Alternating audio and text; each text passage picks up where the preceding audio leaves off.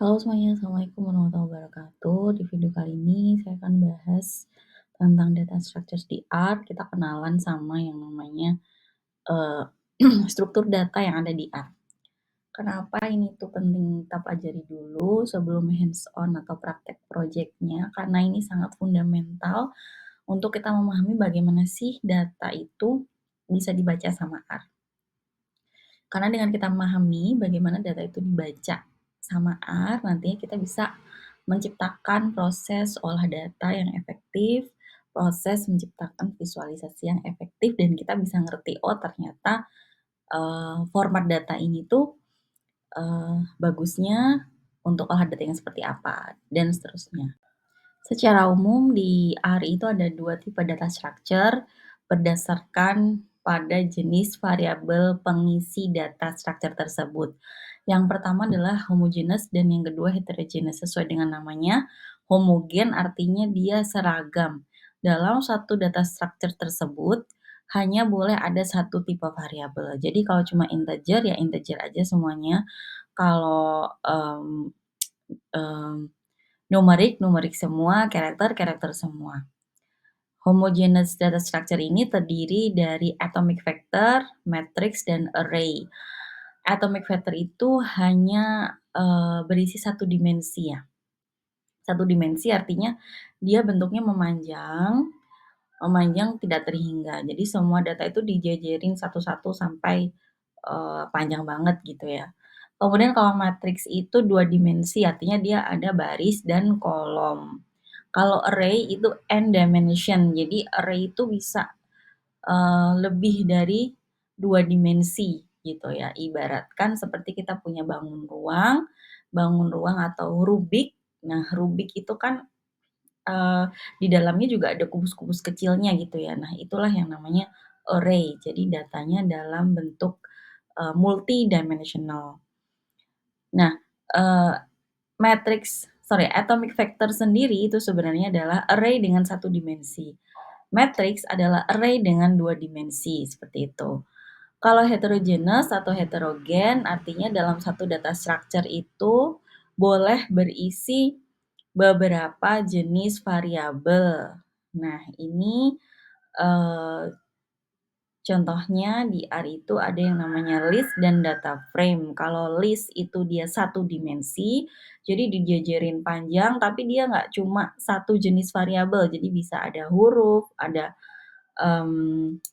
karakter, seperti itu ya. Ada numerik, integer, bahkan boolean. Nah, kemudian kalau yang data frame itu dia dua dimensional, ada baris sama kolomnya dan bisa diisi berbagai macam jenis variabel. Ini data frame ini adalah nantinya yang paling sering kita gunakan untuk olah data. Gampangnya itu seperti kalau kita olah data di Excel gitu ya. Jadi bentuknya sudah tabulasi. Yang pertama, jangan lupa clear the brains, kemudian set working directory dengan memilih menu session, lalu choose directory-nya. Di sini saya pakai directory folder coding mama, kemudian saya create folder yang baru sehingga nantinya tidak bingung ketika akan mereview file atau script yang sudah dibuat sebelumnya. Oke, nah dari sini kemudian kita akan membuat satu dataset kecil dalam vektor. Ya, jangan lupa shortcut untuk running scriptnya adalah kalau di macOS command dan return, kalau di Windows itu control dan enter. Ya, terus kita bikin satu nama variabel yang berisikan satu nilai dan perlu diperhatikan kalau di R ini adalah case sensitif ya, artinya A kecil itu tidak sama dengan A besar. Di sini bebas aja, di sini saya bikin yang gampang A, B, C, D, masing-masing isinya 5, 6, 7, 8. Nah, kita juga bisa running beberapa blok script sekaligus dengan mengeblok scriptnya, kemudian klik run seperti biasa. Nah, setelah membuat satu set variabel ini, sekarang kita coba untuk mengoperasikan setiap variabelnya. Jadi ini dinamakan vektor ya. Nah, di sini kita bisa melakukan operasi perkalian, pembagian, bahkan juga akar ya, akar kuadrat dari suatu variabel. Semua variabel yang sudah dioperasikan itu nanti akan tersimpan di environment, yaitu bagian kanan atas. Di situ sudah tampil semua nilai atau value dari masing-masing nama variabel. Ya. Kalau di konsol untuk memanggilnya, ya kita running seperti biasa.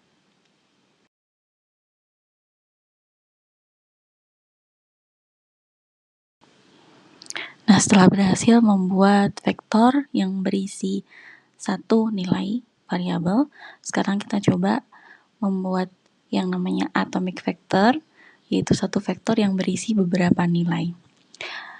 Di sini kita bisa ada dua cara. Yang pertama yaitu menggunakan concatenate function atau juga menggunakan list. Di sini saya pakai fungsi concatenate dulu ya. Jadi di sini atomic vector itu nanti satu variabel itu memiliki beberapa nilai.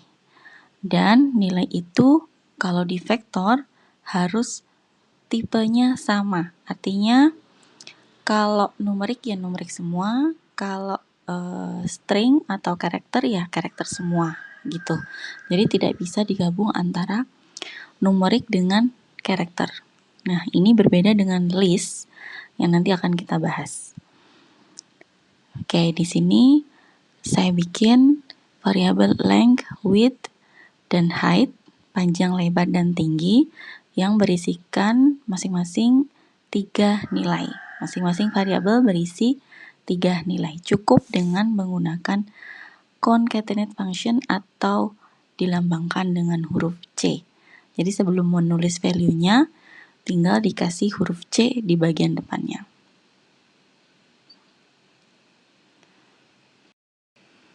Nah, fungsi concatenate ini juga bisa dilakukan untuk tipe variabel string maupun integer. Caranya kalau yang untuk strings itu kita harus pakai tanda petik 2. Nah, kalau integer berarti harus pakai titik ya. Artinya nilai variabelnya kan berupa desimal. Jadi desimalnya itu pakai simbol titik.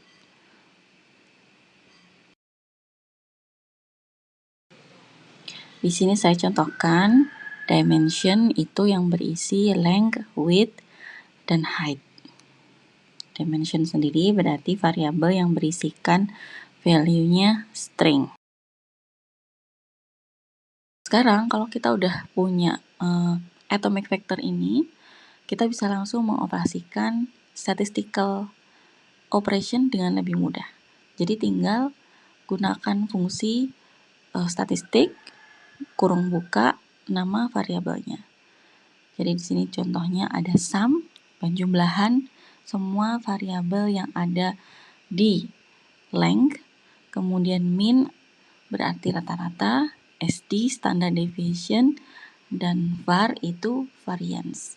Di sini saya bikin contoh semuanya dari variabel length. Nah, dari situ langsung otomatis keluar. Jadi lebih mudah dibandingkan kalau kita bikin vektor yang isinya cuma satu nilai aja. Sampai sini kalau ada yang mau ditanyakan boleh tulis di kolom komentar. Nah, sekarang kita coba mengkombinasikan jadi nilai variabel dari length, width, sama height kita kombinasikan menjadi satu kesatuan dataset yang berbentuk baris dan kolom atau istilahnya array. Nah, array ini artinya datanya berbasis baris dan kolom. Kalau matrices itu khusus untuk array yang terdiri dari 2 dimension saja.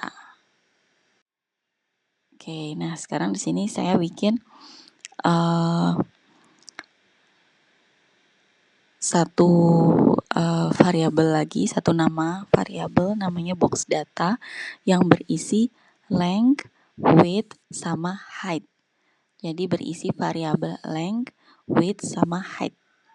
Nah, kalau kita running, box data ini isinya ya semua nilai dari length, width, sama height. Tapi ini urut, artinya kita tidak tahu nih yang length itu sampai yang mana, width sampai yang mana, height sampai yang mana, kan ribet ya. Jadi datanya ini masih messy sekali. Kita coba lagi. Sekarang kita kasih label. Jadi length itu kita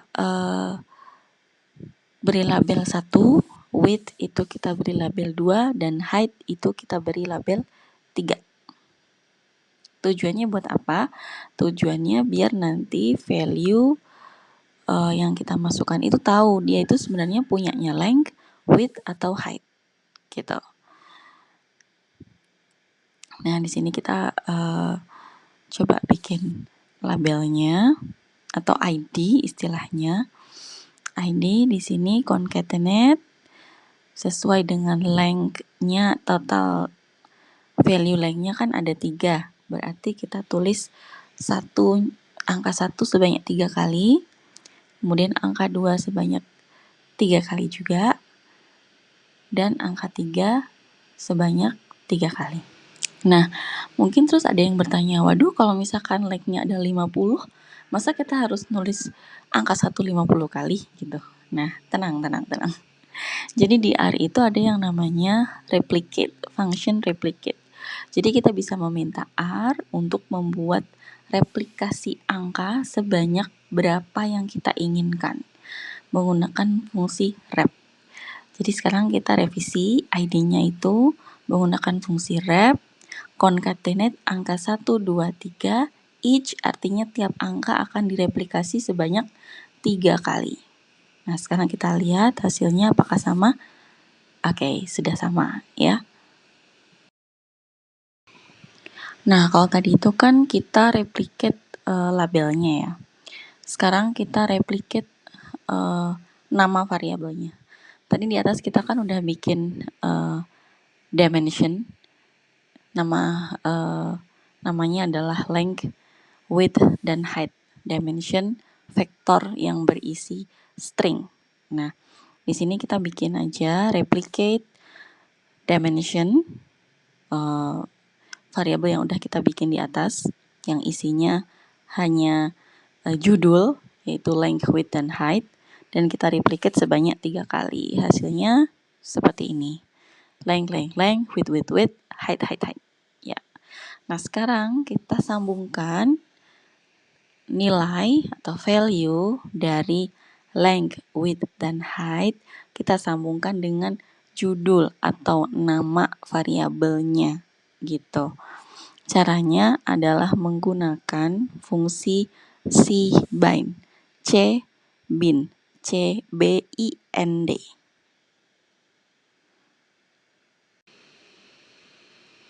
Biar tahu perbedaannya, kita buat satu nama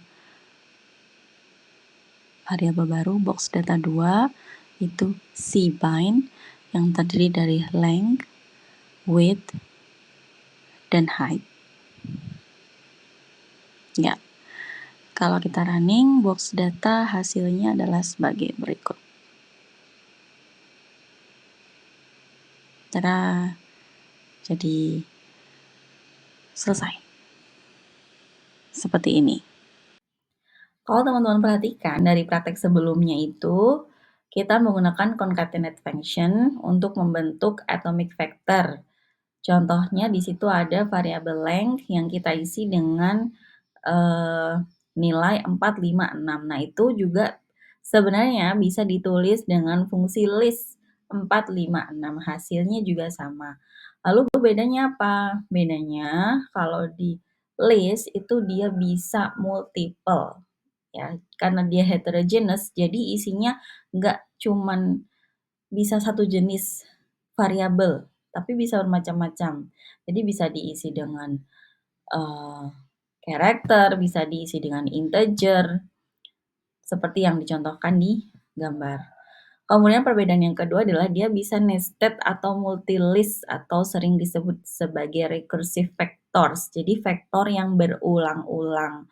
Jadi dia bisa membuat suatu, list di dalam list gitu ya. Contohnya seperti yang ada di gambar itu, kita bikin list pertama, kemudian kita list lagi, maka hasilnya, seperti yang, ada di konsol itu, ya. Kemudian matriks dan array. Nah, pada praktek sebelumnya kita kan membuat dari atomic vector, kemudian kita membuat menjadi suatu data frame yang bentuknya, seperti matriks gitu ya, matriks dengan, baris dan kolom. Nah, bisa nggak sih sebenarnya bikin output yang udah kita, output yang ada di praktek sebelumnya langsung menggunakan metric function? Ya, jadi di sini kalian bisa ketik kodenya di programmer kalian. Intinya kita bikin rumahnya dulu, matriks 3x3 dengan isian 1.29 berarti 1 sampai 9. Nah, setelah itu kita ganti 1 sampai 9 itu dengan value yang kita inginkan menggunakan fungsi list. Kemudian kita ganti nama barisnya dengan fungsi row names dan kita ganti nama kolomnya dengan fungsi call names. Kalau ada kesulitan boleh komentar. Nah, buat PR kalian bisa coba sendiri di rumah. Jadi, coba, kerjakan di rumah dengan menggunakan, program R kalian masing-masing, kemudian tulis insight apa yang bisa didapat dari kode di atas, di kolom komentar, dan 2 orang yang beruntung bakal dapat GoPay 50.000 untuk 20 orang. Jadi 1 orangnya 25.000, lumayan kan buat jajan?